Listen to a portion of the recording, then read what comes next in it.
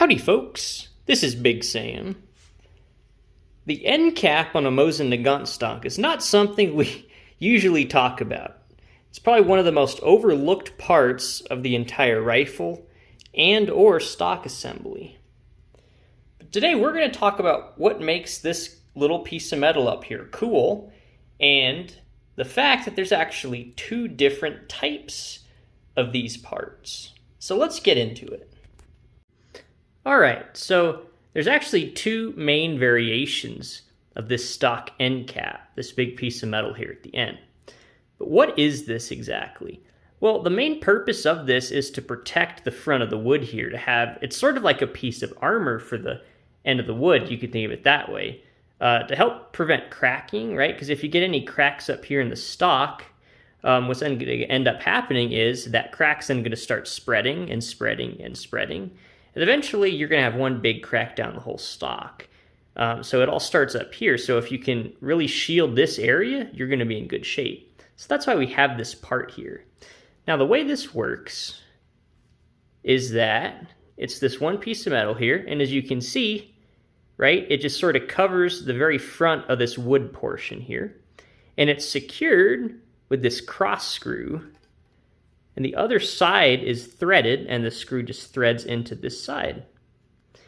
Now, this is what we're going to be referring to as a Type 1, okay? Now, a Type 1 is simply one piece of metal that's milled out. So this is just one piece that, and they made this right with just milling operations. And it's really easy to tell this is a Type 1. Let me get my zoom in right here. And the way we do that is we're going to look at the edge here. We can see that it's almost a 90-degree angle. And this will look like a 90-degree angle once I show you what a Type 2 looks like.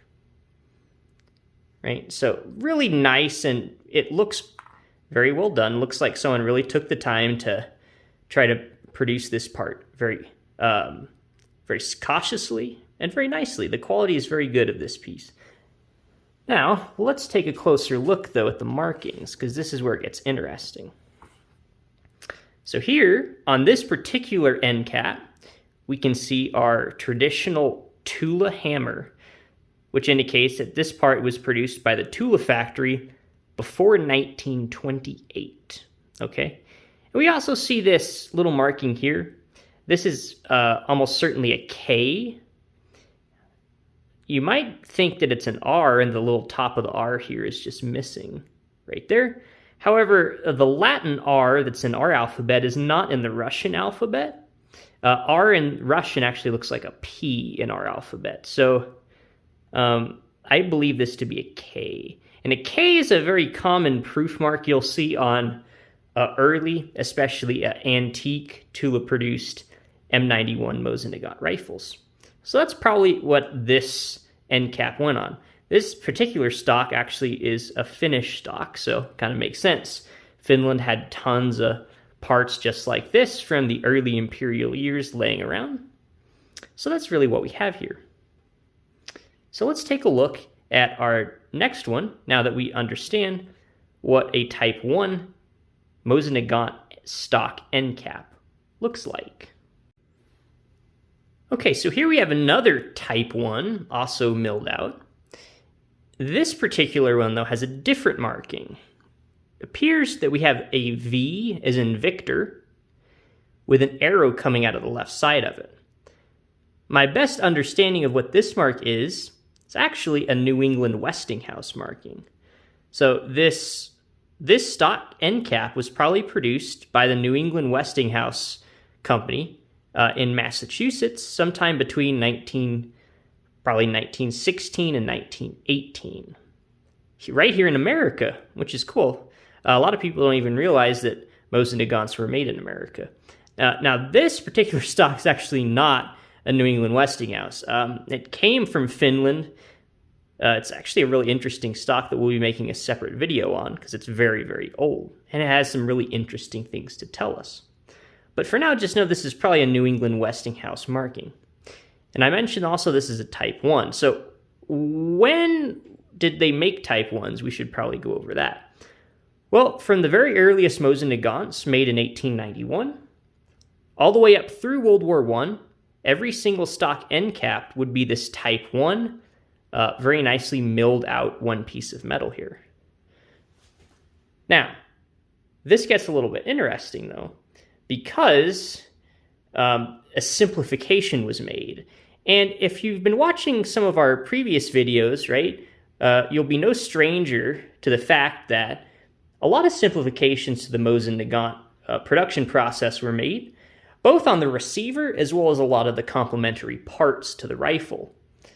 Now, a lot of this comes in two different eras. One is around 1935, which we would call the kind of the bundle of pre-war Mosin Nagant simplifications. And then there's a separate one that comes around in the autumn of 1941 with Operation Barbarossa. And the reason for that is the Russian army lost a ton of men, supplies, and especially rifles in the second half of 1941, which is why a lot of simplifications were made, because they had to start producing a huge amount of rifles, much more so than they were making previously, all right? Now, which one do you think this guy comes into? This gets funny because it's sort of one of them, but it's also sort of neither. And you might be a little confused by that. But you know what? Mosin Nagant history is extremely confusing. So I'm going to try to make this as simple as possible for you to understand. The first time we would see a simplification, and this is something that's going to be very new if you've been watching the channel, was actually made by the Tula factory, as far as we can tell, in the mid-1920s. And it's not immediately obvious why, because there's really not a whole lot of other simplifications or changes that were made to Mosin Nagant production processes in that era. But for some reason, the Tula factory decided to start producing a different type of stock end cap for the Mosin Nagant rifle. So let's take a look at what that looks like now. All right, so here we have what we're going to be calling a Type 2 stock end cap for a Mosin Nagant rifle. It's actually pretty easy to tell the difference. There's really only one thing you need to look at.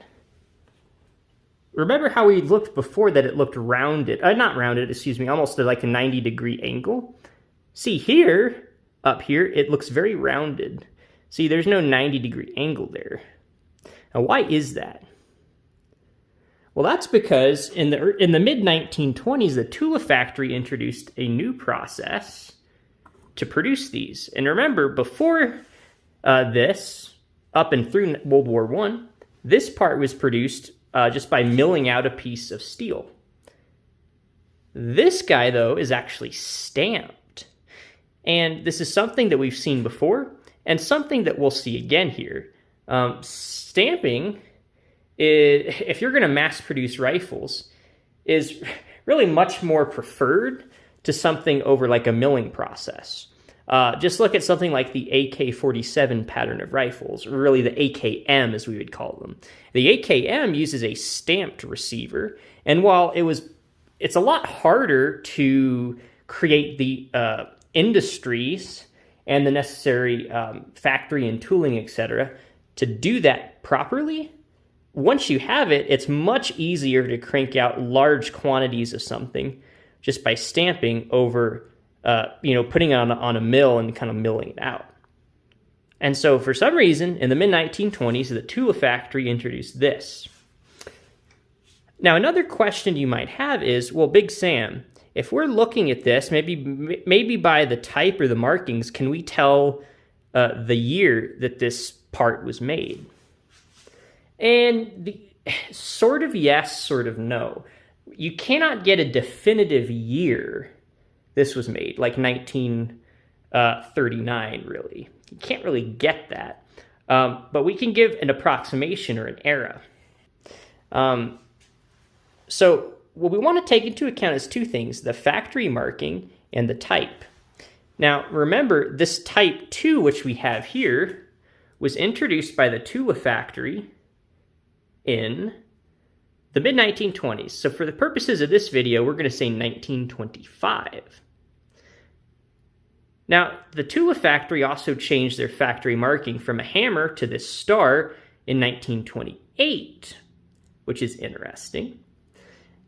Now, again, this is interesting because this gives us sort of like a 3-year window where they had, you could have a Type 2 stock end cap with the Tula hammer. So 1925, 26, 27-ish, around there, you could have these Type 2 end caps with a Tula hammer.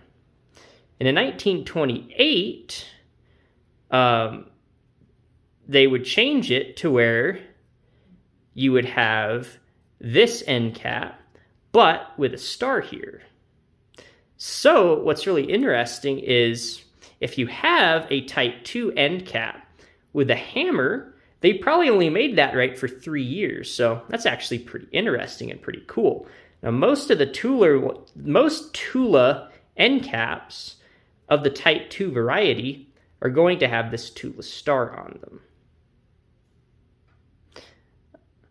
All right, so let's take a look at our next one.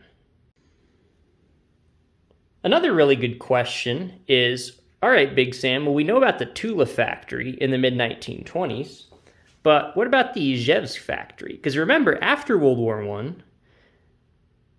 I, after, let's say, 1919, the only factories that would make the Mosin Nagant again in Russia would be the Izhevsk factory and the Tula factory. This gets a little weird as well because almost universally, whenever there was a simplification introduced to the Mosin Nagant process, it was either adopted by everybody or it was introduced just by the Izhevsk factory. This is a weird exception though. So in the mid-1920s, as we previously stated, the Tula factory introduced that Type 2 style of stock end cap. But the Izhevsk factory didn't use it. They continued using the older Type 1 milled out stock end cap. And so we see here we have a Type 1 end cap, and we have like our really nice clean cut 90-degree angles here at the end, right? It doesn't look rounded at all. But also right here, we have our post-1928 Izhevsk factory logo, which is this triangle that has a vertical upward-facing arrow inside of it. Now, remember I said this is a very complicated story. Now, that's because the Izhevsk factory actually did end up adopting the Type 2 end cap. So let's take a look at one of those now. Here we have a Type 2 stock end cap, and this was produced by the Izhevsk factory. See that? There's again our triangle with an arrow in it. As you could probably imagine, they decided to adopt this. They thought it would be that it would behoove them to adopt this in the autumn of 1941, after the start of Operation Barbarossa, when they realized that they were losing rifles, not in the hundreds of thousands, but in the millions. And they said, well, we need to look around and figure out some simplifications to make. And while they introduced a lot of new ones, one of the things they did was look back and said, well, hey, you know, there's this other piece of metal up here, and this takes some work to produce. And back in the 1920s, the Tula factory already made a new procedure to make this, a new simplification to make this part. Let's just do what they're doing. Or should I say what they did do? Because remember, in 1940, the Tula factory stopped producing the 9130 rifle altogether. And they didn't resume until 1942 because they had to evacuate the factory in 1941 because in 1941 they were only producing the SVT-40 rifle instead of the 9130 rifle. Right? So history is never simple, and it's funny how it's evident of that even in such a small part that's even so often overlooked, like this little end cap here. There's a lot of history contained in this little part. Now, one other interesting thing here, you see this little H marking? Sometimes you'll see these H markings on 9130 parts. And this isn't even a 9130 part. Before I get to this is another good little tidbit here. This rifle is actually an M38 carbine. This end cap, the same part will work on any Mosin Nagant stock. So this end cap will work on an M44 carbine, an M38 carbine stock, a 9130 stock, or one of those really old M91 stocks from World War I.